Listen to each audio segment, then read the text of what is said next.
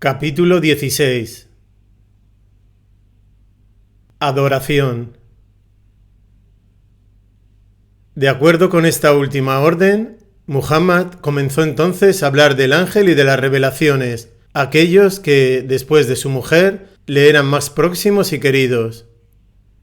De momento no tenía nada que exigirles, salvo que no debían divulgar su secreto. Pero esta situación no se prolongó. Un día se le apareció Gabriel en los altos por encima de Meca y golpeó con el talón la hierba de la ladera de la colina, y al instante brotó de allí una fuente. Entonces hizo la ablución ritual para mostrar al profeta cómo purificarse para la adoración, y el profeta siguió su ejemplo. Luego le enseñó las posturas y los movimientos de la oración: la inicial de pie, la inclinación, la postración y la posición de sentado, con la magnificación repetida, esto es, las palabras Allahu Akbar, Dios es el más grande, y el saludo final, As-Salam Aleikum, la paz sea con vosotros. Y de nuevo el profeta siguió su ejemplo. Después el ángel le dejó, y el profeta se volvió a su casa y enseñó a Jadilla todo lo que había aprendido, y rezaron juntos. La religión quedaba ahora establecida sobre la base de los rituales de purificación y oración, y después de Jadilla los primeros en aceptarla fueron Ali y Zaid, y el amigo del profeta Abu Bakr, del clan de Taim. Ali solo tenía 10 años, y Zaid no tenía todavía ninguna influencia en Meca, pero Abu Bakr era querido y respetado, pues era un hombre de amplios conocimientos, carácter amable y presencia agradable. Mucha gente acudía a consultarle sobre diversos asuntos, y él ahora comenzó a hablar en secreto a aquellos en quienes sentía que podía confiar, animándoles a seguir al profeta. Hubo muchas conversiones a través de él, y dos de los primeros en responder a la llamada fueron un hombre de Zuhra, Abdu Arm, hijo de Auf, pariente lejano de la madre del profeta, y Abu Ubaida, hijo de Al-Jarrah, de los Bani Harid. En relación con el primero de estos, Abdu Arm, se estableció un precedente de importancia. Entre los aspectos más notables de la revelación se encontraban los dos nombres divinos, de Ar-Rahman y Ar-Rahim. La palabra Rahim, forma intensiva de Rahim, misericordioso, era usual en el sentido de muy misericordioso o sumamente misericordioso. La forma Rahman, aún más intensiva, había caído en desuso por falta de un concepto al que aplicarla. La revelación la revivió en virtud de la necesidad básica de la nueva religión de morar en las cimas de la trascendencia. Al ser incluso más intenso que Ar-Rahim, el dispensador de gracia, el nombre Ar-Rahman designa la esencia misma o la raíz de la misericordia, es decir, la beneficencia infinita o bondad de Dios, y el Corán expresamente lo hace equivalente de Allah. Invocad a Dios, Allah, o invocad al más misericordioso, Ar-Rahman, como quiera que le invoquéis. Suyos son todos los atributos de perfección. Nota: Corán 17:110.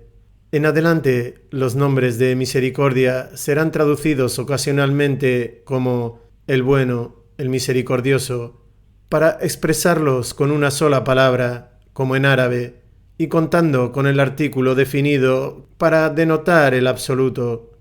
Igual método se sigue también con otros nombres divinos.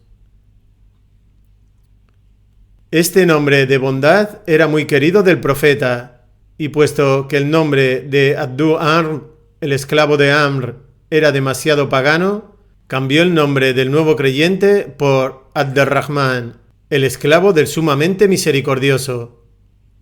Y no fue el hijo de Auf el único hombre al que cambió su nombre por el de Abd-ar-Rahman. Algunas de las primeras aceptaciones se debieron inicialmente a motivos que no podrían atribuirse a ningún intento humano de persuadir.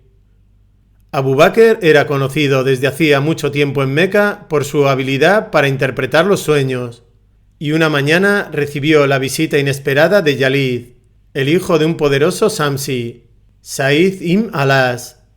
El rostro del joven mostraba aún las señales del horror vivido recientemente en una experiencia terrorífica, y se apresuró a explicar que durante la noche había tenido un sueño que él sabía debía ser significativo, aunque no comprendía lo que quería decir. ¿Podría Abu Bakr decirle su significado? Había soñado que estaba al borde de un abismo, en el que ardía un fuego abrasador, tan vasto que no se veía su fin. Entonces llegaba su padre e intentaba empujarle al fuego, y mientras estaban luchando en el borde, en el momento de mayor terror, sintió que dos manos le asían firmemente de la cintura, reteniéndole a pesar de todos los esfuerzos de su padre. Al mirar alrededor, vio que su salvador era Al-Amin, Muhammad, el hijo de Abdalá, y en ese momento se despertó. «Enhorabuena», dijo Abu Bakr.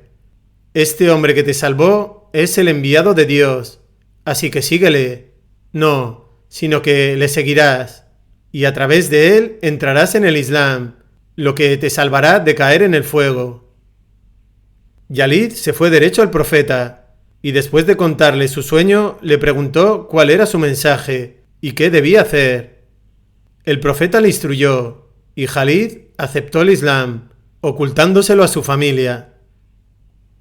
Aproximadamente por la misma época sucedió que otro hombre de Abdusams, un mercader que regresaba de Siria, fue despertado una noche por una voz que clamaba en el desierto: «Durmientes, despertad, pues ciertamente Ahmed ha aparecido en Meca». El mercader era Uthman, hijo del Umayya Afán, y nieto, por parte de madre, de una de las hijas de Abd al-Muttalib, Hakim al-Baida, la tía del profeta. Las palabras calaron en su corazón, aunque no comprendía cuál era el sentido de «ha aparecido», ni tampoco supo ver que el superlativo Ahmed, el más glorificado, se refería a Muhammad, glorificado. Pero antes de llegar a Meca le alcanzó un hombre de Taim, llamado Talha, primo de Abu Bakr, y Talha había pasado por Bosra, donde un monje le había preguntado si ya había aparecido Ahmed entre las gentes del santuario. «¿Quién es Ahmed?», dijo Talha. «El hijo de Abdalá, hijo de Abd al-Muttalib», respondió el monje. «Este es su mes, en el que aparecerá, y él es el último de los profetas». Talha repitió estas palabras a Uthman, que le contó su propia experiencia, y Talha le sugirió que al regresar debían ir a ver a su primo Abu Bakr, que era el amigo más cercano del hombre que ahora ocupaba el primer lugar en sus pensamientos. Así que acudieron a Abu Bakr, y cuando le contaron lo que habían oído, les llevó enseguida ante el profeta, para que le repitiesen las palabras del monje y las palabras de la voz del desierto. Después de esto, ambos hicieron su profesión de fe. Una cuarta conversión, no menos singular que estas por la forma en que se produjo, fue la de Abdallah ibn Masud, un joven confederado de Suhra. Hablando de ello, él mismo dijo: «En aquel tiempo yo era un joven que acababa de hacerme hombre, y solía apacentar los rebaños de Uqba ibn Abi Muayt, cuando un día el profeta y Abu Bakr pasaron junto a mí. El profeta me preguntó si tenía algo de leche para darles de beber. Respondí que el rebaño no era mío, que solo estaba a su cuidado y no podía darles de beber. El profeta dijo: ¿tienes alguna oveja joven a la que ningún carnero haya cubierto aún? Le dije que sí, y se la traje. Después de atarla, el profeta le puso su mano en la ubre y pronunció una oración. Y enseguida la ubre se hinchó de leche, y Abu Bakr acercó una piedra que estaba ahuecada para usarla como taza. El profeta la ordeñó en aquel cuenco, y todos bebimos. Luego dijo a la ubre: «Sécate», y se secó. Pocos días después, Abdalá fue a ver al profeta y aceptó el Islam. No pasó mucho tiempo antes de que aprendieran de él 70 suras. Nota: el Corán consta de 114 suras de desigual longitud. El sura más largo tiene 285 versículos y el más corto solo 3. De memoria, siendo excepcionalmente dotado en este sentido, y pronto se convirtió en uno de los mejores y más acreditados recitadores del Corán. El profeta había sufrido angustia por el periodo de silencio del cielo. Sin embargo, su alma todavía se retraía de recibir el tremendo impacto de la palabra divina, que en un versículo aún no revelado afirmaba: si hubiéramos hecho descender este Corán sobre una montaña, la habrías visto en verdad humillarse y hacerse pedazos, de temor a Dios. Nota: el cambio repentino de la primera a la tercera persona, nosotros, nos, él, Dios, es frecuente en el Corán. El impulso que le había llevado a exclamar «¡Cúbreme, cúbreme!» todavía le venía a veces, y una noche, cuando yacía envuelto en un manto, su retiro se vio interrumpido por una orden divina, más severa y apremiante que cualquiera de las recibidas con anterioridad, ordenándole que advirtiera a la gente del día del juicio. Oh tú arropado en tu soledad, levántate y advierte, y ensalza la grandeza de tu sustentador, y purifica tu vestimenta, y huye de toda impureza, y advierte a los hombres de que cuando se haga sonar la trompeta de la resurrección, ese día será un día angustioso, nada fácil para los que ahora niegan la verdad. 74:1-10.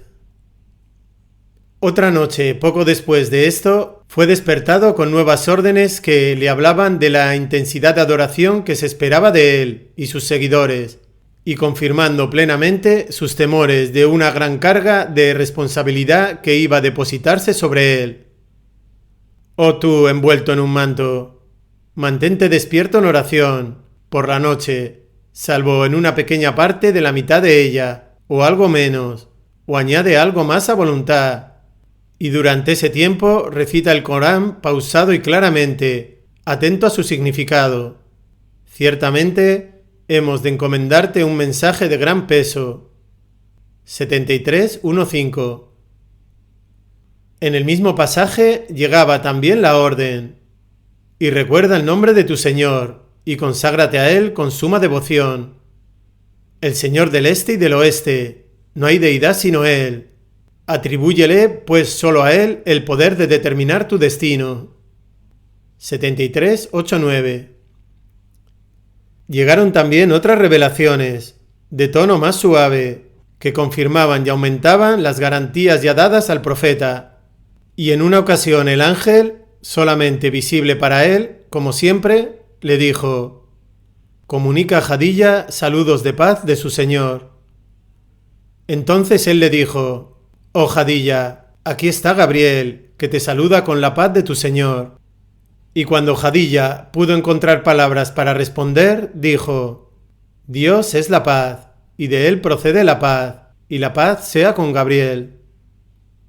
Los primeros adeptos de la nueva religión tomaban los mandatos dirigidos al profeta como aplicables a ellos, y por tanto, al igual que él, mantenían largas vigilias. En cuanto a la oración ritual, ahora tenían cuidado no solo de realizar la ablución como preparación para ella, sino también de asegurarse de que sus ropas estuvieran libres de toda suciedad, y se apresuraban a aprender de memoria todo lo que había sido revelado del Corán para poder recitarlo como parte de su adoración. Las revelaciones comenzaron ahora a descender más profusamente. El profeta se las transmitía inmediatamente a aquellos que estaban con él, y luego pasaban de boca en boca, y eran memorizadas y recitadas.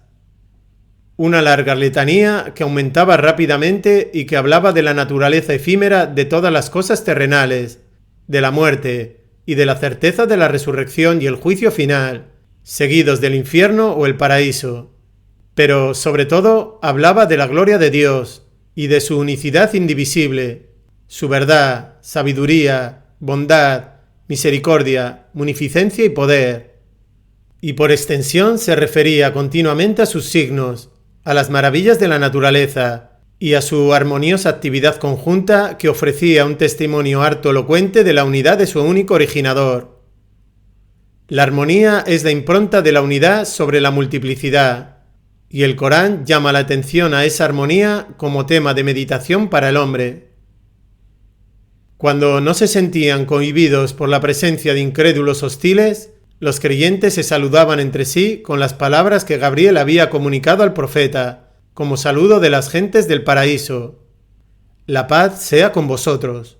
A lo que se responde: y con vosotros sea la paz, usándose el plural para incluir a los dos ángeles guardianes de la persona a quien se saluda. Los versículos revelados de consagración y acción de gracias también desempeñaban un papel cada vez más importante en sus vidas y en su visión del mundo. El Corán insiste en la necesidad del agradecimiento y el sacramento de acción de gracias, es decir, alabado sea Dios, el Señor de los mundos. Mientras que en el de la consagración o dedicación se dice: en el nombre de Dios, el más misericordioso, el dispensador de gracia. Este era el primer versículo de cada sura. Nota: solo uno de los suras, el 9º, comienza sin la mención de los nombres de misericordia, pero ese aún no ha sido revelado. Del Corán, y siguiendo el ejemplo del profeta, lo usaban para iniciar la recitación del Corán, y por extensión cualquier otro ritual, e incluso era aplicado a cualquier otro acto e iniciativa. La nueva religión no admitía nada profano.